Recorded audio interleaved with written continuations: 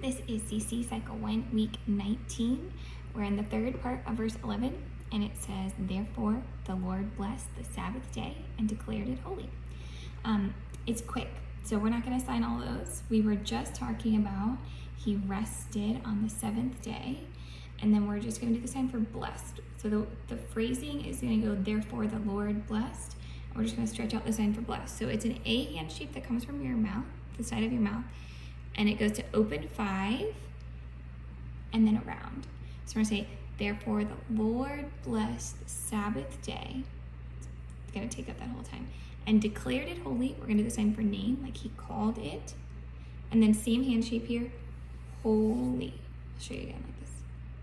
Holy. Okay? "Therefore the Lord blessed the Sabbath day and declared it holy." It'll sound like this. Therefore He rested on the seventh day. Therefore the Lord blessed the Sabbath day, declared it holy. Okay, that's week 19.